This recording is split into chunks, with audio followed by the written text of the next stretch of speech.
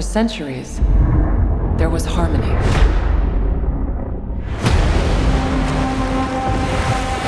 The Titans were the guardians of nature, and the great apes became the protectors of humanity.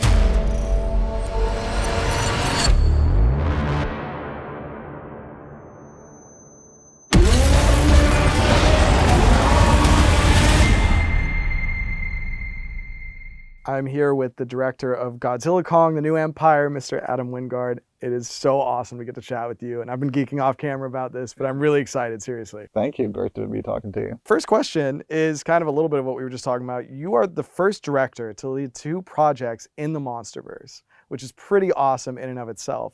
But could you talk about kind of your connection and your fandom? Well, I've been a fan of the Godzilla movies since I was a little kid. I mean, some of my earliest film memories are watching the original King Kong, and somehow I skipped all the way to Godzilla versus the Smog Monster. So those are my 2 first impressions of the monsters, and so it's one of those things where I can almost not remember a time where Godzilla and King Kong weren't, part of my life. Like they've just always existed for as long as I can remember.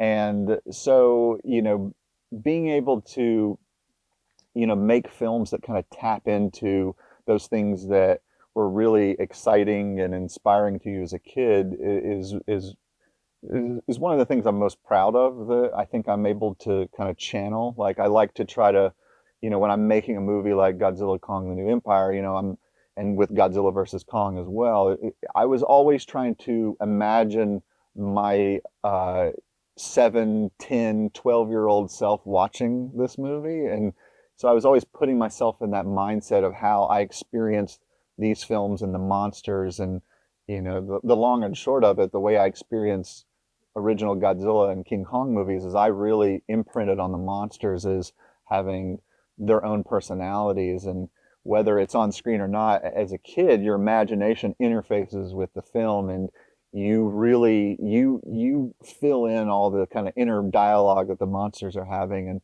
I wanted to bring that to these type of films where the monsters are the characters, and the movie treats them and lets them carry the movie in such a way. What are you most personally excited about getting to tackle with this new film versus Godzilla vs. Kong?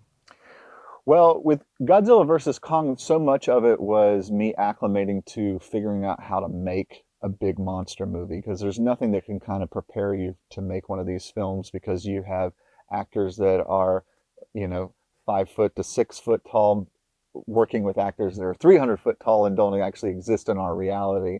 And so there's this kind of process of, you have to learn how all the ins and outs of that. And the main thing that I wanted to approach in this film that I didn't get a chance to in the last one as much as I would have liked is allowing the film to follow the monsters as the lead characters.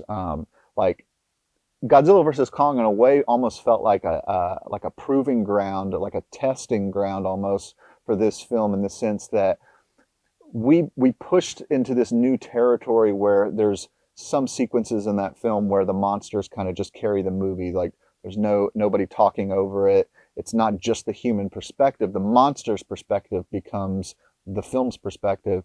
And I build up the confidence at the end of Godzilla versus Kong, where the monsters are able to just be on screen and nobody has to talk. You're just following the monsters, and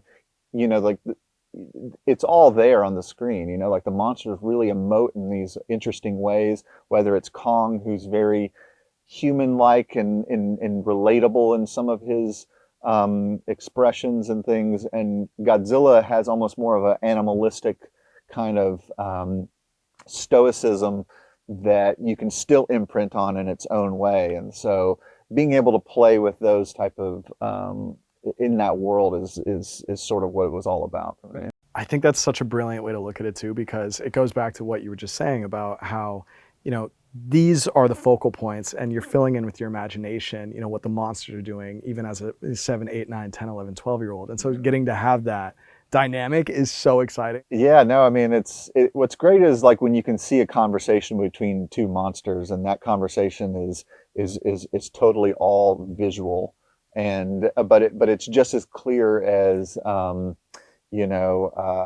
a David Mamet script, that's filled with like great dialogue. It's like this is the monster version of that, where a grunt kind of says it all, but you really understand what they're saying at all times. And it's interesting because the script actually was written in such a way that um, whenever Kong is trying to convey something, we actually wrote it out as dialogue. So it would say Kong and in parenthesis sort of what he's indicating when he's roaring or something like that. And the script would actually spell it out, like, what the hell are you doing here? Like if he's kind of saying that to another monster. So it's kind of fun because that's how we approach them at all times, is understanding that these aren't just like creatures. These are real characters with real feelings and emotions, and they're conveying things to each other.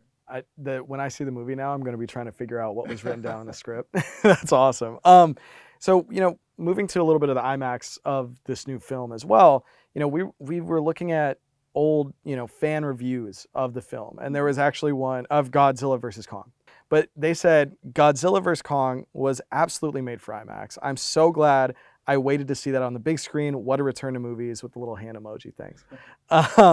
What does it mean to you that so many fans turned out to see your film in the theatrical way when it did with Godzilla vs. Kong? Well, it was definitely a crazy time because theaters were still not at full capacity. I think that they were only, I think they were between 25 and 40% or so when Godzilla versus Kong came out. And so for the movie to do as well as it did, and it was really impressive because up to that point there was just this, kind of gap in terms of people's theatrical film going. And so it was a very emotional time for me as a filmmaker because here I was making this big, grand, blockbuster monster movie, and there was times where it was questionable, are we even going to have a theatrical release? And so when it finally did come out, it really was so cathartic and gratifying, and I was able to see it, here in Alabama where I'm from, and so it was really, really great to see. And even when the theaters weren't at full capacity, you still had such a great reaction from the crowd. Like I went to the IMAX over in at Universal, and on the opening night, and it was like, people were just so excited to be seeing something just like fun and that kind of thing, and it got big cheers at the end, when Godzilla rips off Godzilla's head. So all that was just so fun for me as a filmmaker. And that's a great place to see it. But I think to your point also, it felt, I think even as the moviegoer, as such a huge moment, right? Because that was kind of that first communal experience, or one of the first to get back and to be with people enjoying something. Yeah, and like it kind of makes sense that it would take two of the biggest icons of all time, Godzilla and King Kong, together to really bring the audiences back in. It's like, would it have been the same if it was just a Godzilla movie or a King Kong movie? It's like, no, we needed all the star power in one film, and everybody, kind of supported it and came back to check it out. I think one of the things that's really cool about this film is that it's the first MonsterVerse film to be a part of the Film for IMAX program. So, you're here looking at the footage today at our IMAX theater here in our office. I'm just curious, how did you feel right off of getting to experience that first footage on that big IMAX screen?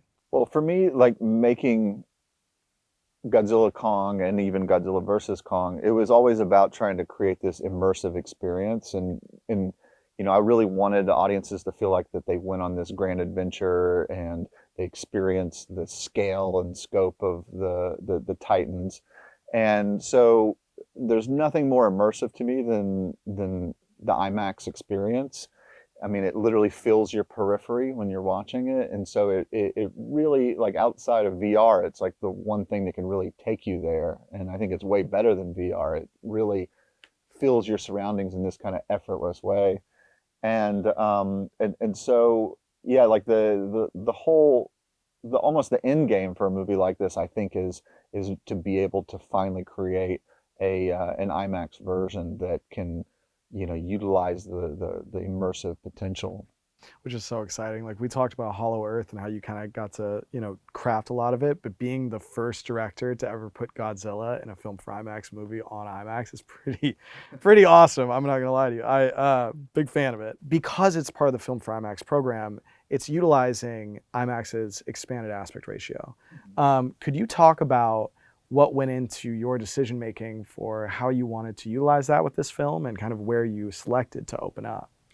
Well, if there's any movie that's ever eligible for the extended aspect ratio in IMAX, it would definitely be Godzilla Kong: The New Empire. I mean, it's featuring literally the biggest movie stars on Earth, Godzilla and King Kong. So, um, when we were deciding on what sequences to pick, it was pretty obvious that we wanted to get as many of the full monster-driven CGI sequences, and a large portion of this movie is following the monsters on their own journeys. And so, we were able to focus, all of those, large-scale CGI, full CGI sequences into the extended format. And it's interesting because we made this movie on, we shot it on for 239 anamorphic for the main scenes, and there's some sequences with the human live action stuff that's incorporated in the IMAX. And so it was interesting because we ended up shooting those spherically so that we would get the full frame image, but we didn't want to lose the anamorphic look of the film because we use very distorted anamorphic lenses, that warped around the edges. And so we developed a sort of recipe formula as a way of putting an overlay on it that even on the IMAX footage, it keeps it in that same anamorphic character. And we applied that look to a lot of the VFX as well. Like when people see this movie, I think it's going to be a very different experience because the way that we treated the CGI sequences is though they're really photographed with real lenses, and it wasn't about creating like the perfect clean shot of like a Titan. It was about trying to make it almost look messy and dirty as though it was really photographed by a real film lens. What was the first movie you remember seeing in IMAX? And as part of that, was there anything that you drew upon from past IMAX examples that you brought into the making of this film?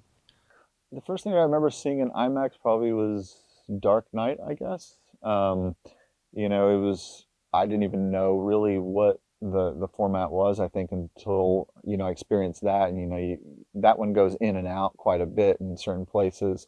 And I think the opening was specifically IMAX. And immediately, again, it was like it hits you just what a more visceral experience that is. It's interesting because I guess the last film that I saw before we started making this movie was probably Dune, which was also made at Legendary. And I thought that film really utilized the scale of the world in such a way with the IMAX that it really drew me in and made it this kind of almost three-dimensional experience. And so I really I knew that with Godzilla Kong we were really building this fantasy Hollow Earth world, and we were taking you on this very fantastic adventure. And so for me it was important that the IMAX was always, the extended frame and everything was always being utilized towards pulling you in more into the experience of the movie and just making it just that much more immersive. Why should fans make it a point to experience Godzilla Kong: The New Empire in IMAX? I mean, people should, if you're going to see Godzilla Kong: The New Empire, there's only one way to see it at the absolute perfect intended version, and that's going to be the IMAX. I mean, every VFX shot that was created for IMAX, it's exclusively made, and framed in such a way to be optimally seen in IMAX. technically the film is cropped, any other version you see. So this is it. I mean, like this limited engagement in IMAX is the way to see it if you want to see every pixel that we created for it. I'm in. I'm in. Last question for you, and then I know you have a busy day. We've gotten to ask this question to some really cool filmmakers such as yourself, and I'm excited to ask you. If you could experience any movie in IMAX for the first time or again, what would it be and why? Well, it's funny because my answer is a movie that just came out, but the best experience I ever had in IMAX, and probably top three experiences in the theater, was with Oppenheimer.